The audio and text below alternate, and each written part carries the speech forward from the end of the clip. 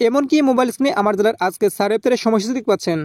কোন দিন কত রমজান চলবে, পাশাপাশি এখান থেকে বাংলা ইংরেজি মাস এমনকি এখান থেকে 4 ইফতারের সময়সূচি দেওয়া রয়েছে। প্রতিদিনের সেহরি ইফতারের সময়সূচি কিভাবে দেখবেন চলুন আজকের এই ভিডিওর মাধ্যমে জেনে নেওয়া যাক। তার জন্য সর্বপ্রথম আপনারা চলে আসবেন আপনার ফোনের প্লে স্টোরে। আসার পরে সার্চ বারে ক্লিক করে সার্চ বারে লিখবেন মুসলিম ডে, এটা লিখে সার্চ করে দেবেন। তবে সেক্ষেত্রে ফার্স্ট লক্ষ্য করবেন অ্যাপটি আপনারা পেয়ে যাবেন। অবশ্যই আপনারা অ্যাপটি ইনস্টল করে নিয়ে ওপেন অপশনে ক্লিক করে দেবেন। তবে সেক্ষেত্রে এরকম একটি পেজ চলে আসবে।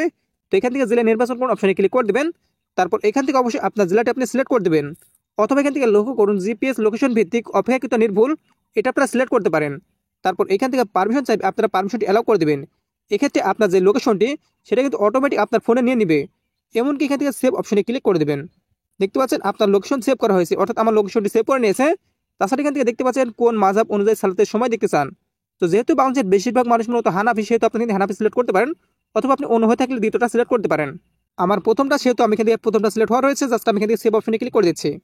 তারপর এখান থেকে পারমিশন দিন অপশনে ক্লিক করে দেবেন। এমনকি এখান থেকে পারমিশনটি অ্যালাউ করে দেবেন। তবে সেক্ষেত্রে দেখতে পাচ্ছেন আমার লোকেশনটি এখান থেকে নিয়ে নিয়েছে। এবার এখান থেকে লক্ষ্য করবেন এখান থেকে নামাজের সময়সূচি দেওয়া থাকবে। পাশাপাশি নিচের দিকে কয়েকটা অপশন আপনারা পেয়ে যাবেন, হোম, ক্যালেন্ডার। সাবস্ক্রাইব করুন আমাদের চ্যানেলটি, পাশের বেল আইকনটির উপর ক্লিক করে অল সিলেক্ট করে দিন পরবর্তী ভিডিওর নোটিফিকেশন সবার আগে পাওয়ার জন্য। তো আপনারা এখান থেকে ক্যালেন্ডার অপশনে ক্লিক করে দেবেন। এমনকি এখান থেকে লক্ষ্য করবেন যে মাসটি চলবে এখান থেকে সেই মাসটি দেখাবে।